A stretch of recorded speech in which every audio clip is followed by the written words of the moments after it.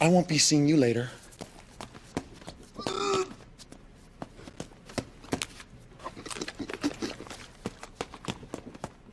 You know those movie tie-in games that seem to exist just because the movie does? Yeah. Monster House got one of those.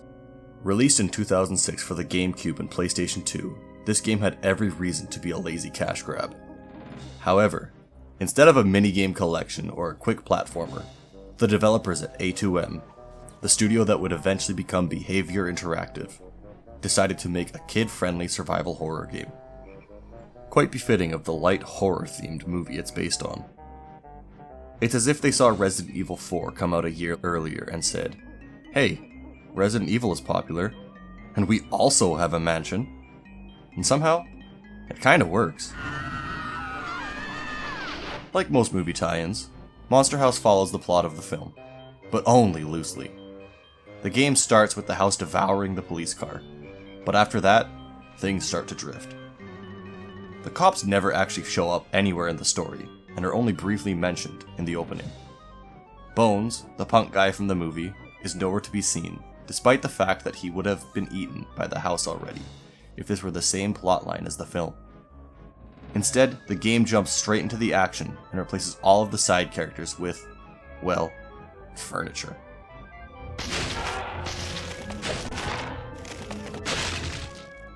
It's definitely the correct decision, that is, to drop us straight into the action. Yes, your main enemies are killer chairs, haunted lamps, and burning toasters. Is this a kitchen? Yuck. The house doesn't just eat people, it sends furniture in to beat them down. The story beats are roughly the same from here on out. The kids enter the house, get separated, and have to destroy its heart. Some of the cutscenes reuse artwork from the movie, while others use completely new artwork made just for the game. The result is this strange mix of recognizable stills from the film and uncanny original visuals, as if watching a straight-to-DVD sequel in a way. And while the movie had a full Hollywood cast, I was in the forest wrestling with a bear claw when we got the call. the game, well, it doesn't. The voice actors are not the same. You can definitely hear the difference. She's really smart for a girl. Okay, smart for a boy too. Okay, fine, she's smarter than me. The music is completely forgettable. There isn't a single track that would be on anyone's playlist. It is painstakingly generic in the musical department. Gotta stay quiet now. It's charming in a way, though. The kind of slightly off energy that gives older licensed games their personality. The developers clearly tried to stay faithful, but also had to fill in the gaps with their own ideas. That's what makes this version of Monster House so interesting. It's not just a retelling, it's a reinterpretation. A haunted house remix built from the myriad of ideas from the film and adding possessed furniture to the mix. Monster House borrows heavily from survival horror, especially in its level design. You play as the three main characters, DJ, Chowder, and Jenny, each trapped in different parts of this living house. The game does the Resident Evil thing, where each character explores different parts of the same environment, retracing the steps of the others. You'll pass through rooms that another kid explored earlier, now with some furniture rearranged or full of new enemies. It's almost like Resident Evil 2's A and B scenarios, except instead of fighting zombies, you're shooting at evil chairs and haunted books. There's a weird kind of satisfaction to it. Every locked door eventually leads to a brand new environment, but when you explore the mansion as a different character, you end up backtracking through most of these rooms. It gives the house this compact, looping design that feels surprisingly cohesive.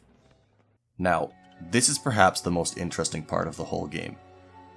One of the most surprising aspects of Monster House is just how much care went into its art.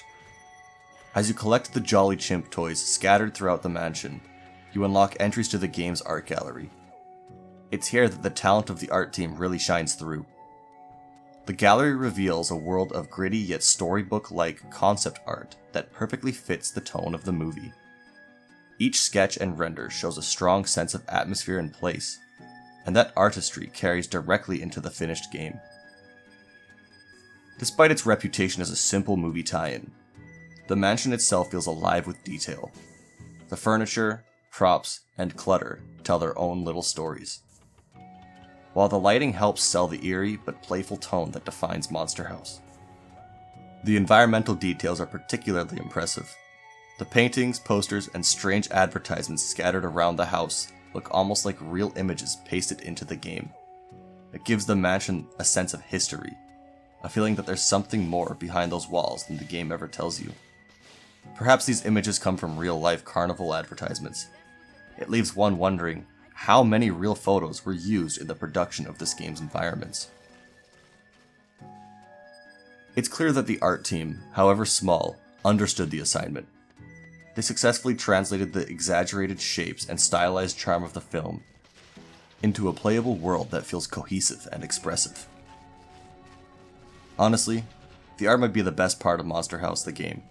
It's charming and surprisingly well crafted artistically for a licensed game from 2006. Is this the next hidden gem of the video game art world?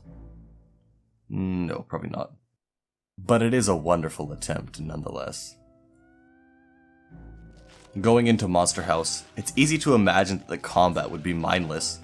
After all, the first time a chair began to waddle towards DJ, if the thought, okay, this game's impossible to die in, comes to mind, and oh boy, are you in for an ass kicking.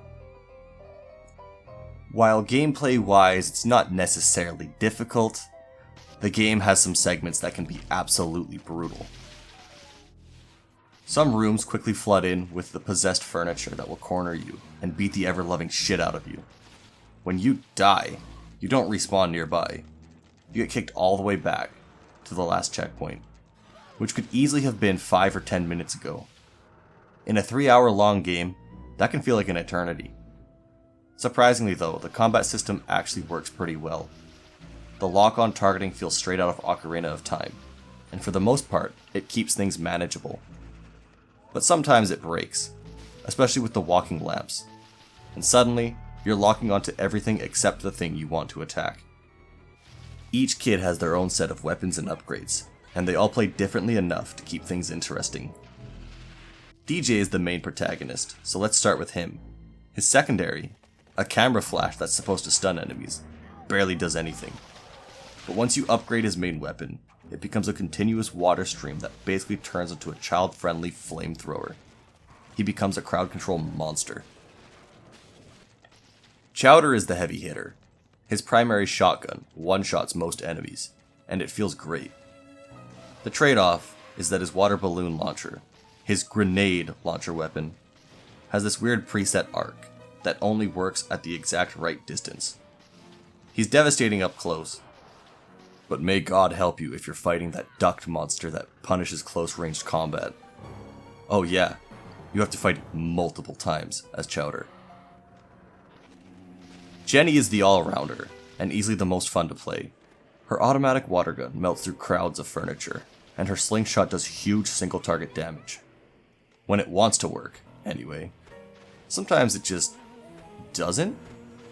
There's no clear projectile, so it's hard to tell if enemies have invincibility frames, or if the game just decided, nah, I'm gonna do my own thing. It's kind of strange though. Jenny also gets the most boss fights in the game. Sometimes they're back to back. She's the only one who can reliably handle both bosses and crowds.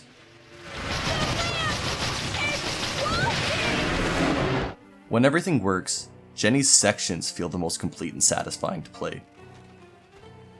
While Monster House's combat isn't deep, it's weirdly competent. It's the kind of system you can tell the devs genuinely tried to make fun when they really didn't have to. They could have just phoned it in, you know.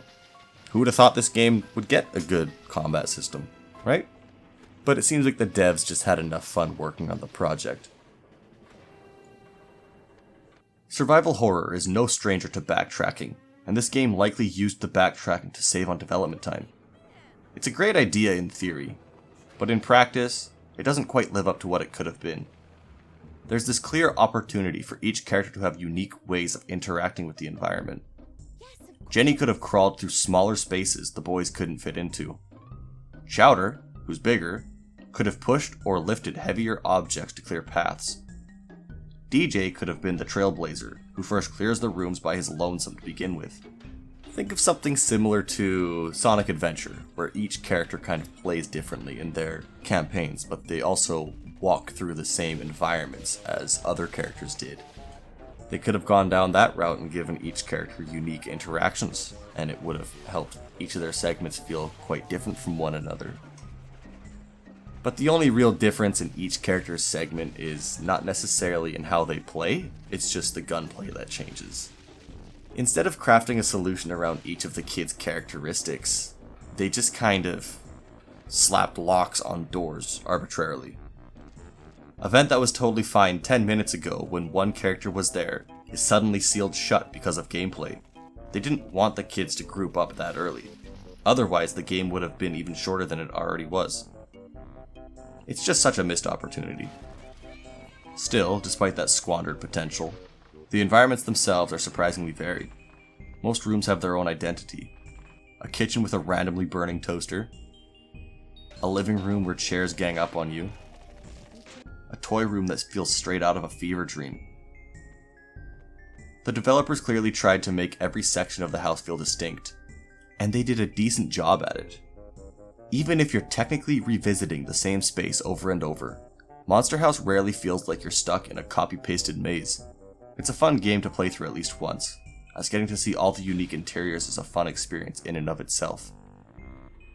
When you step back and look at it, Monster House carries over a lot of DNA from Resident Evil. It takes place in a mansion, for starters, a big interconnected space full of locked doors, secret paths, and hidden upgrades. The game even has its own version of safe rooms, where you can catch your breath. In this case, they're bathrooms, which are enemy-free zones.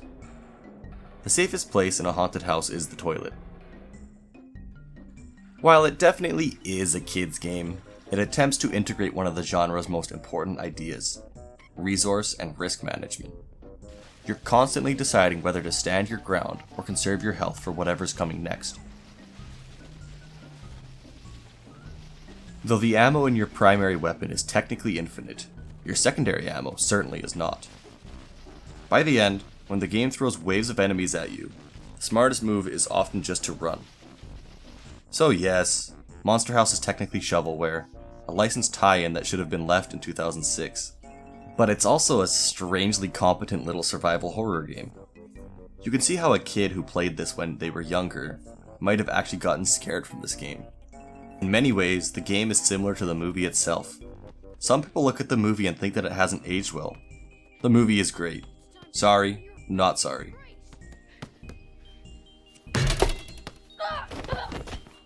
When all is said and done, Monster House, the game, is exactly what it looks like. A mid-2000s movie tie-in that somehow works better than it should. It borrows the bones of Resident Evil, sands down some of the violence and horror, and equips you with a squirt gun instead of a shotgun. The result is surprisingly competent and weirdly cozy. That is, a child-friendly version of survival horror. If it were any longer, it might leave a sour taste, but it ends just before it overstays its welcome. All in all, the game is totally worth remembering. If not for the rather simplistic gameplay, it's worth playing just to experience the care put in from the art team alone.